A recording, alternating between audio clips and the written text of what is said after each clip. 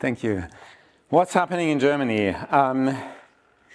We have about 15,000 active mappers each quarter. I just found some random number, counted some random numbers. 260,000 people have been mapping in Germany at least once. So there's quite a lot of stuff going on, and we're having fun. And fun in Germany means it's organized. There's one thread in the community forum that's for fun stuff, it's called lustige Sachen, so that means basically fun things. So that's where all the fun goes. You can see 28,000 views, nearly 100 users participating, and you need more than an hour to read all of it, and I didn't. So I don't know what all these people have been talking about there. We have a lot of people meeting up. That seems to me something that doesn't happen that much in many other countries. But there's about 15 or so monthly Stammtische, so sort of local meetups. Although I have to say some of them are pretty small, and it's just 2 or 3 people that have been meeting for 10 years, and they still do that. But some of them are bigger. We have 3 or 4 hack weekends every year. There's always 2 organized in Karlsruhe from GeoFabric, and 1 or 2 others are organized in Berlin by the local community there. I can encourage everybody who is into hacking, who wants to write software for OpenStreetMap also to come by. It's mostly people from Germany, but we always have 1 or 2 visitors from other places also. And our local chapter meets about 2 or 3 times a year to do sort of the boring work and work on different working groups and all that. And we have a yearly conference, the FOSSGIS conference. FOSSGIS means Free and Open Source Software in the GIS, so Geographic Information Systems. So our local chapter is not only OpenStreetMap, but also about open source software in the GIS world. And we have this conference. Last year, or this year, the conference had about 1,000 people, 800 people coming there, and 200 more being online. So it's a huge conference dedicated to open source and open data. It's a 3-day conference, and afterwards there's the OSM Saturday, which is specifically about OSM subjects, and we talk there. But mostly what mappers do is improve the map, and I just picked one thing that I just came across recently. I looked up, I tried to figure out, okay, how many addresses are mapped in Germany, and how many we might be missing. And so I found the information on the internet that there's about 20 million residential buildings and about 2 million commercial buildings, whatever that means, in Germany. So we'll have around 22 million buildings that should have an address, vaguely. And I looked up in OSM, there's about 20 million objects with an address house number, so that's part of that is buildings, part of that is points of interest, and there's obviously some duplication there and all that. So all of these numbers with a grain of salt, but it looks like we are sort of within 10% or so of the goal, which is quite nice. And people are mapping all the time. This bridge partially collapsed at 3 a.m. in the morning. Luckily, nobody was hurt. There was nobody on it. And 3 hours later, this was in OpenStreetMap. This bridge is in Dresden, the city I'm living at, so I'm particularly interested in that. So you can see here, the bridge still standing is marked as access no or something, so it's blocked, you're not allowed to go through it, and the leftmost one is just plain gone. And so that happened on 11th of September in 24. Half a year later, I prepared a different talk, and I looked at that. And of course, in OSM, all the details were mapped. Where exactly is the bike routes that's that was going over the bridge? Where is it now? And all these things. And Basemap, which is an official data from official mapping agencies in Germany, they still had the bridge but the approaches were marked as unusable, and so that's probably just sort of a tagging issue in their world.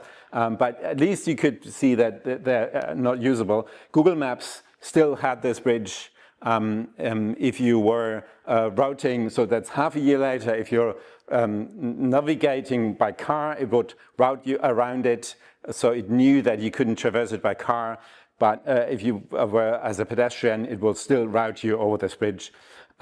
So I think we are doing a slightly better there. Germans seem to be obsessed with detail. There's this Spielplatzkarte, so it's a playground map that somebody created. He has kids, so he's going to playgrounds, and he is tagging in detail all the different things that are there on the playground to map on. And also he knows where you can sit down on a bench and where the trees are, and then he does sun calculations, so you can say, okay, I want to have a place where I can sit in the shadow while the kid is playing out there, and also he's ambitious. So there's here the environments that it says to do on there. What he's trying to do is also have like playgrounds where there's like an ice cream shop near it, so that the kids, if you promise the kids an ice cream, so maybe it's going too far. And this one also is looking like it's going too far. This is an OpenStreetMap map. This is based on OpenStreetMap data. This is from a project in Berlin where OSM has been working together with local government, trying to figure out, okay, where are cars parked, where can they park? If we change something, if we would put in a bike route or something and have to take away some of the parking spaces, how would that affect this area? And they've been doing this micro mapping where they know, okay, where can the cars park, in which direction is the parking, and have all the different lanes in the road and other infrastructure in the map. So this not only shows that sort of the amount of detail that you can bring into OpenStreetMap, but also that we are starting to talk to government and work together with government, and that they're using their data, our data, instead of what happened before. Often they get some company, send them out, they'll take 2 years running around collecting data in some kind of proprietary system, and then they'll create some report which ends up in some PDF that by now is outdated anyway, nobody's ever going to read, and then all the information is gone, and some people are realizing that that's not the most efficient way of doing things. OSM is used in loads of places in Germany. I would say if you just walk around on the street and look at the maps, like from like tourist maps or something that you see somewhere on some kind of information board or so, 2/3 of the time they are OpenStreetMap based nowadays. Very often in public transport. So this one is just 2 random public transport organizations maps that I found on the internet, and they're both using OpenStreetMap data. Here is an OpenStreetMap map in a bus in Hamburg. So you can see where the bus is on the OpenStreetMap map. That's a different application. So this is a hobby project, the Bubatz-Karte. Bubatz is basically, it seems to be a German slang word for weed. So Mariana map, they changed the law, when was that, a year or 2 ago, and said, okay, you're allowed to smoke marijuana in public places, but not near schools and kindergartens and stuff like that. And so somebody created this map that uses OpenStreetMap data to figure out, okay, if there's a school there, it'll make a 100-meter, I think, circle around that school, and that's where you're not allowed to smoke weed. And that became very popular and sort of went through the press, and it seems lots of people are using it. And so one day we got contacted by the police, and they said, look, we've got this problem in this one place there. The people are always smoking weed there. And when we go to them and say, you can't do that here, they say, oh no, but I've got it on my map here. It says it's allowed here. But there's a school there. Could you please put this school in OpenStreetMap so this doesn't happen again and the police doesn't have to discuss with those people, but can just say, okay, OpenStreetMap has it. And as I said, more and more also sort of government is using OpenStreetMap because official government data stops at the border. This is one of those OpenStreetMap, one of those official maps or official website basemap.de, and this is not OpenStreetMap what you see. This is official German map data, and you can use if you add the other layer, then you get a seamless map that they have created, where inside Germany you see the official data, and outside German you see the OSM data.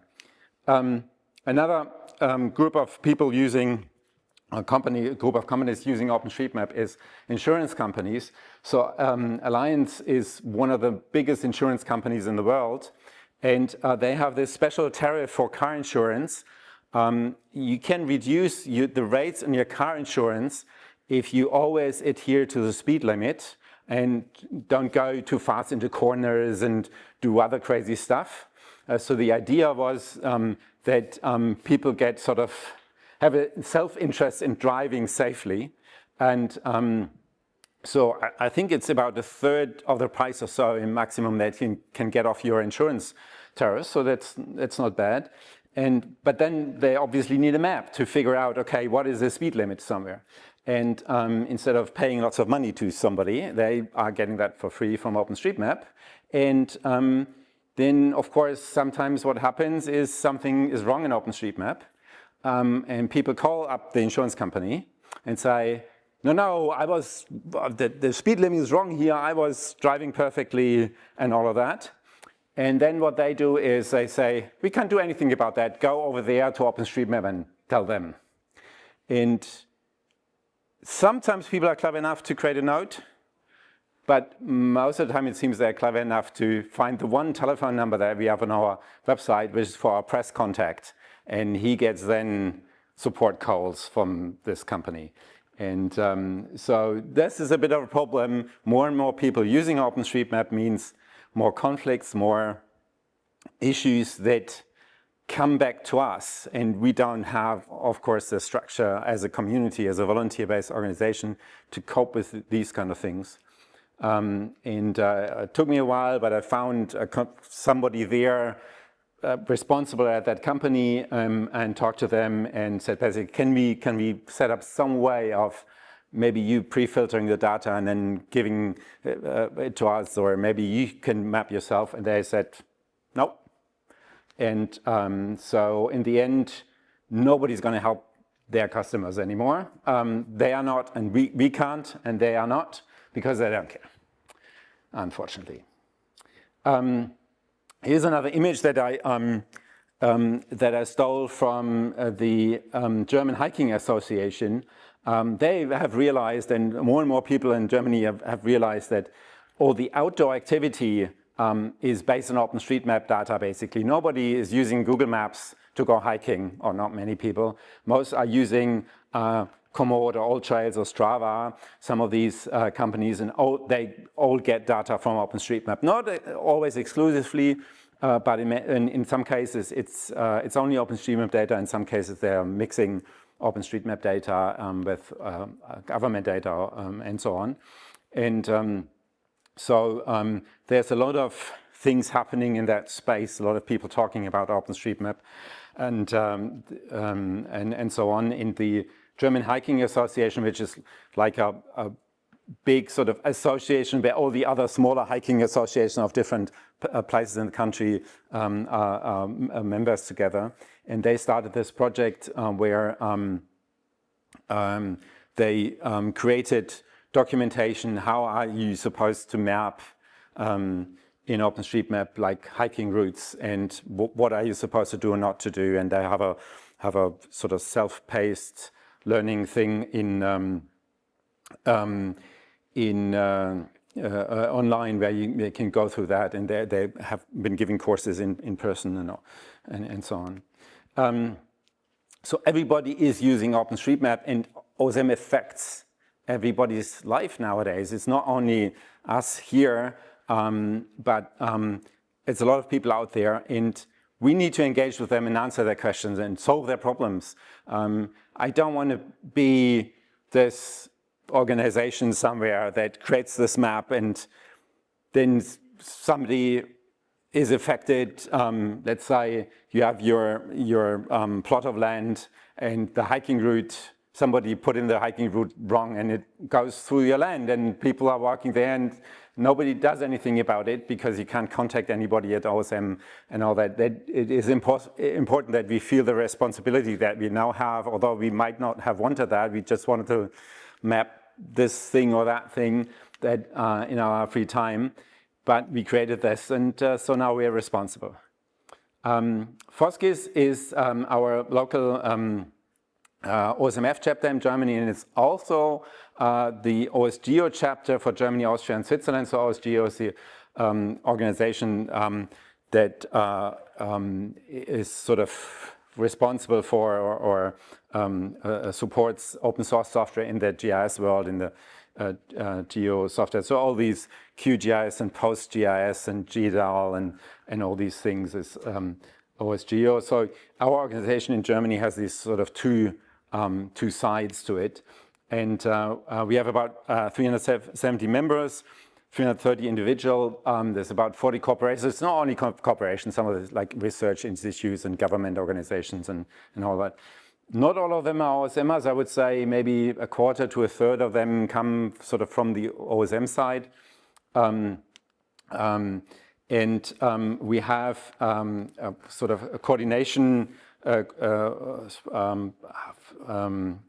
paid positions. We have one which is mostly concerned with the conference, and my position half-time doing OSM things, being a point of contact for government, giving speeches here and there, finding synergies between different people doing things, and connecting up people, and that's most of what I do. There's no mapping involved in that in that job. We go to lots of conferences and other events and have a booth there. There's always volunteers who like to do that, and we've got a printer, a large printer, so we can tell people, okay, come by and we'll print out a map for you for your area that you're interested in. That's always something that pulls in people. So that's important. We spend a lot of time. I spend a lot of time working on OpenStreetMap.de on our sort of, the website that informs people in Germany about OpenStreetMap in general, and also about sort of what is specifically happening in Germany and all that. Because sending somebody to the wiki is not a good option as a sort of first contact. So when I'm talking to somebody about OpenStreetMap, and then they want to have more information, I can always say, okay, go to OpenStreetMap.de, and there's information in that corner about whatever you're interested in. And then, of course, if you dig deeper, then it sends you to the wiki and all that. That's the website. We are running a lot of services in our organization. There's a UMAP instance, the overpass, also the overpass that is used by the OpenStreetMap Foundation is run on our servers. OSRM and Valhalla, both routing engines that we have. We have our tile server, the JOSM server where you download JOSM and all that is paid for by our organization and many more. And we have a database of service providers. It's lots of people come to us and say, okay, I want to have this service, and I'm willing to buy that and spend money on it, and to get a tile server or to get some specialized consulting done or something in the space of OpenStreetMap and OSM. Where do I go to? And so we decided to create this website, and everybody who's in that space is involved in open source or open data. It has to be open source or open data. They can be put on that that list. And since this year, we have a new supporter program where we're trying to get more support from companies and other organizations for OpenStreetMap Germany specifically. And we have several levels, bronze and up to gold or something. There's not much uptake yet. That's the only sponsors that we have so far. But there must be a way of getting more money into this ecosystem to pay for people like me going out to talk to government and running these servers and all of that. So this is one way we are trying to do that. Yeah, thanks for your interest, and let's hear your questions. Thank you very much.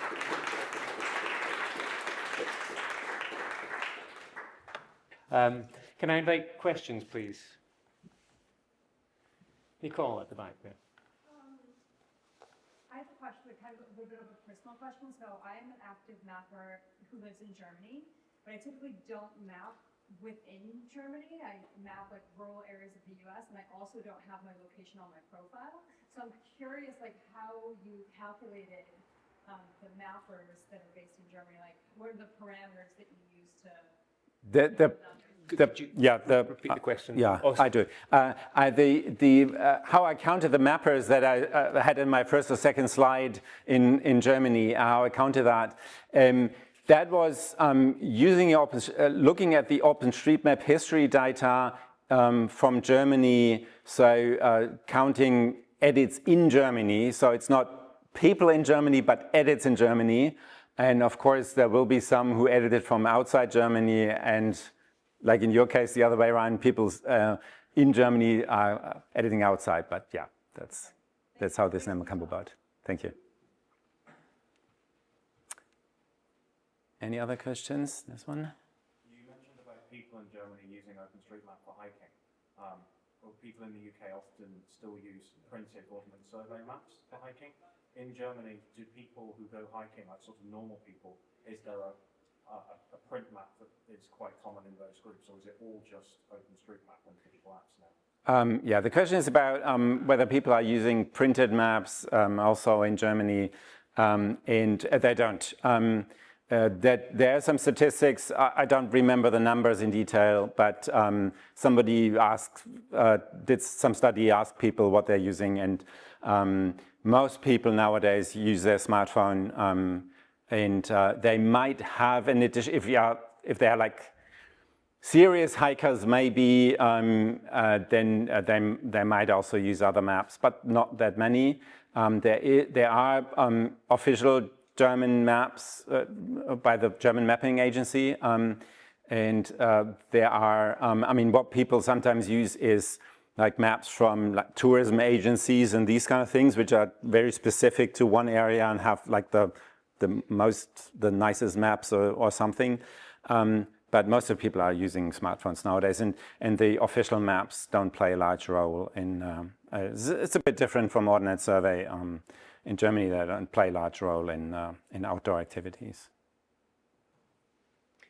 I have a question. Yeah. So it seemed to me that there was a bit of a missed opportunity around what you were describing with Allianz. And that got me thinking about why that couldn't be turned into an opportunity both for mutual improvement, so that there wouldn't be a way to make edits to OpenStreetMap, and also for the company to improve its own relations with its customers. So there's a question there about, and I think you were hitting on some really interesting points about how do we recognize responsibilities in this bigger picture, bigger context, or do you simply leave it that you use the data at your own risk? Yes, I think there was an opportunity. I tried to get them involved, and they, in the end, simply were not interested because it would cost them money. And I'm sure if we would find a different approach, find a different person in that company, maybe something could be done. I'm seeing that in different, there are other places like with the German Hiking Association where we have a good relation and they listen to us and we help them, and they help us, and we work together and to improve the map. So that does happen, but we don't have sort of. I think in the end we need some kind of carrot and stick approach, where we can, okay, if you work with us nicely, the map will improve for everybody, and that's okay. But also we need the stick, and we don't have a stick. This is our problem, that we give out our data for free.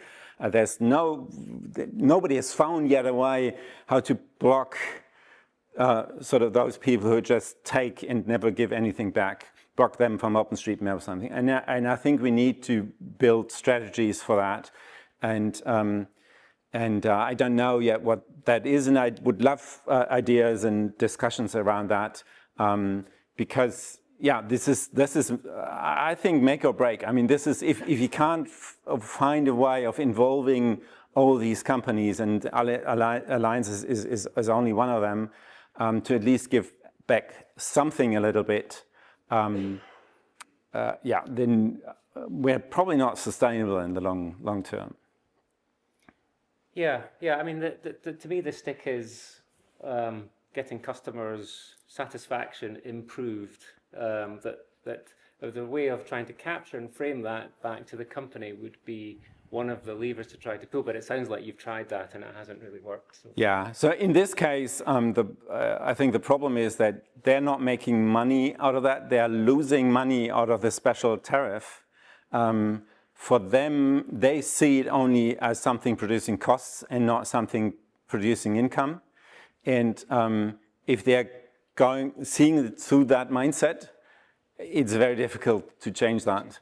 I'm sure there are other organizations who see it differently. And I think, I mean, the only thing we can do probably is talking to as many of them as possible and find examples and build examples, and where it does work, working together, and then go with that to others and explain to them and show them that it helps them. Yeah, a longer story there to think about. But thank you again just now. Thank you. Move on to our final speaker now. Thank you.